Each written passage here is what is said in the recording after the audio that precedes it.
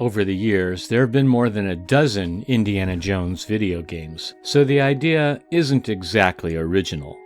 The latest incarnation, slated to come to Xbox, Game Pass, and PC in time for Christmas, is brought to us by game guru Todd Howard at Bethesda/Microsoft, in association with Lucasfilm Games/Disney, and our Swedish friends over at Machine Games. In 1995, the Great Circle Theory was published online by Jim Allison, a man with no known archaeological expertise or credentials. His crude website and manifesto still exist, like everything else, on the internet. Mr. Allison was expanding on a theory that first appeared in 1846, so again, not very original. It centers on the not factually supported idea that ancient societies deliberately constructed sacred sites in geographical alignment to one another. Monuments, megaliths, churches, and shrines around the world were supposed to be connected in some mystical, powerful way. These alignments became known as ley lines. The mystery of a great circle connecting historical sites, such as Giza, Easter Island, Nazca, and others, is the basic premise for Indiana Jones and the Great Circle. As a plot device, it's slightly less silly than the Kingdom of the Crystal Skull, but not by much. Real historians and archaeologists reject the notion of ley lines as pseudo-archaeology or pseudoscience, but they do create a decent foundation for the globe-trotting fetch quests that Todd Howard has designed here. The game is set in the year 1937, a year after the events of Raiders of the Lost Ark. Indy and Miriam have split up, though she must now be pregnant with Mutt.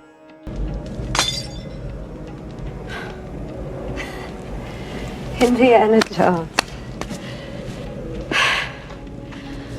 Always knew someday you'd come walking back through my door. So let's talk about what we know regarding the gameplay itself. At first blush, the game feels rather limiting and restrictive to me. First, the platforms. I'm not a console gamer. However, I do feel for all my friends who love PlayStation and won't have the opportunity to play this game until April 2025, if even then. Secondly, the fact that it's only playable in first person is extremely limiting.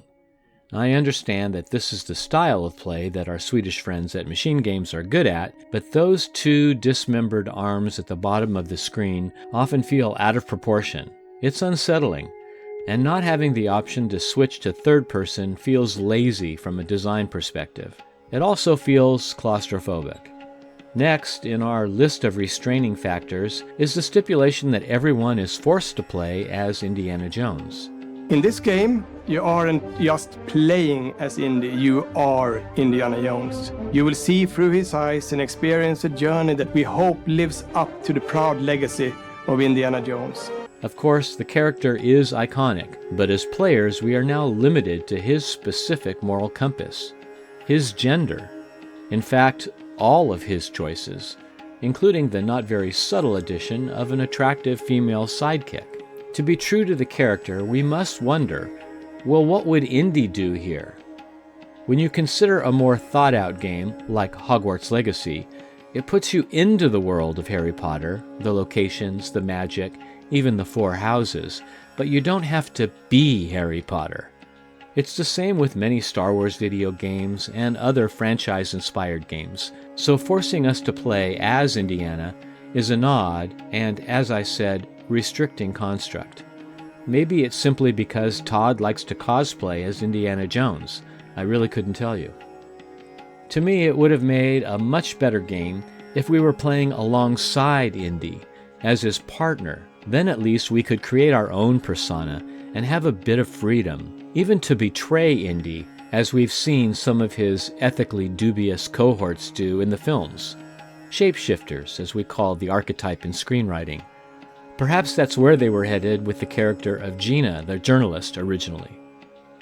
The storyline in this game was written by Tommy Tordson, a Swede who has a wealth of experience defeating Nazis from his writing in the Wolfenstein series. And I have it. I endured this dreadful mountain even if my mind was screaming every step of the way. Because of a concept you narrow-minded Americans will never understand!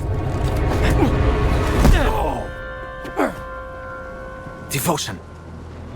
Total and absolute devotion to the fatherland. You have no purpose. What you have is your stupid American cartoons. Choo-choo, choo-choo.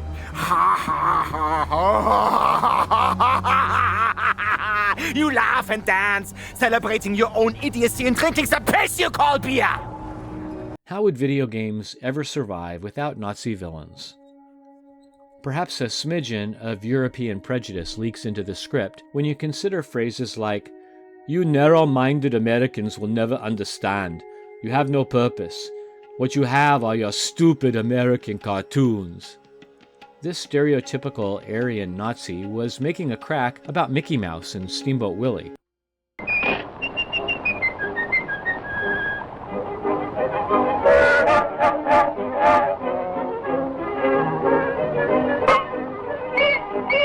Which is clever since Lucasfilm Games is owned by Disney and they're a partner here. Spoiler alert, Indy kills that Nazi as we see in this released cutscene. So we're tasked with collecting special stones which have been scattered among all these sacred sites. It's all very Todd Howard. Just like running all over the galaxy fetching artifacts in Starfield. But for all of our sakes, let's hope it's better than Starfield, which was, and is, a misfire on every cylinder. Starfield just isn't very good.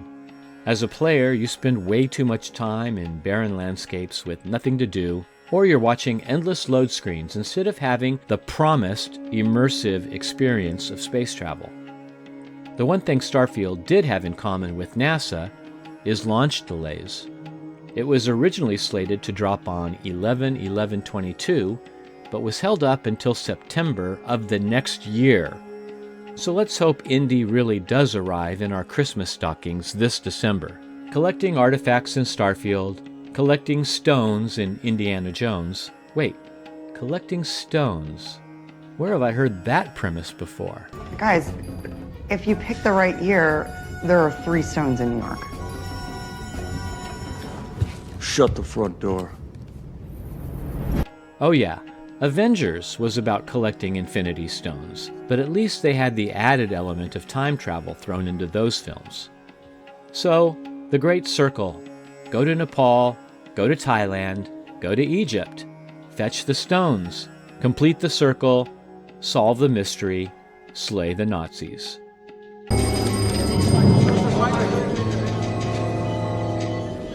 Nazis. I hate these guys. The whip action does look very cool.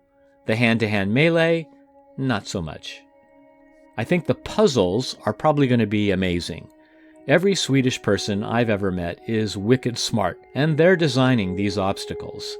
Swedes all speak at least 3 languages and ride their bikes to work every day, so I'm expecting these puzzles to be challenging, frustrating, and very entertaining. But for the subset of players who I refer to as the sweaty boys, they'll be looking for ways to muscle through every puzzle. And when they're faced with one that absolutely must be completed, they'll simply look up the answer on YouTube, where content creators like me will be spoon-feeding them. It's not like when Myst came out in 1993. People had to wait around until 2005 for YouTube to be created. We see Marcus Brody in the trailer, which is nostalgic. He once got lost in his own museum. Giving them to Marcus Brody. Marcus? You didn't drag poor Marcus along, did you? He's not up to the challenge. He sticks out like a sore thumb. We'll find him. The hell you will. He's got a 2-day head start on you, which is more than he needs. Brody's got friends in every town and village from here to the Sudan. He speaks a dozen languages, knows every local custom. He'll blend in, disappear. You'll never see him again. Unfortunately, it looks like Miriam won't be making the journey. But if we're going to Giza and the pyramids in this game, I'd be extremely disappointed if we don't meet up with Sala. Welcome to Cairo, land of the living, who in 1937 was living with his family in Cairo.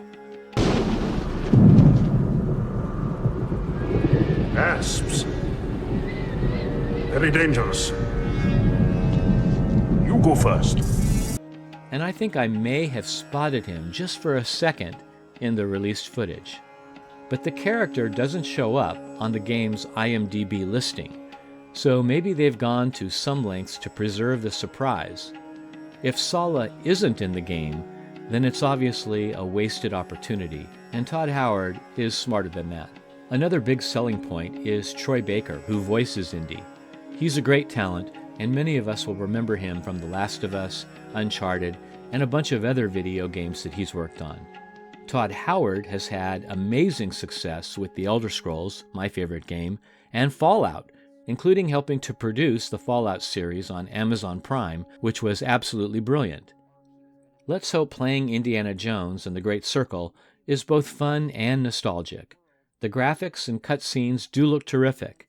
I hope there are some surprises in store for all of us. Well, thanks for watching, everyone. Let me know what you think about Indiana Jones and the Great Circle in the comment sections below. Don't forget to subscribe to our channel. And, as always, I'll see you in the next video. Let's try and get these ropes loose. We gotta get to Marcus before the Nazis do.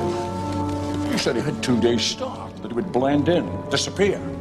Are you kidding? I made that up. You know, Marcus, he got lost once in his own museum.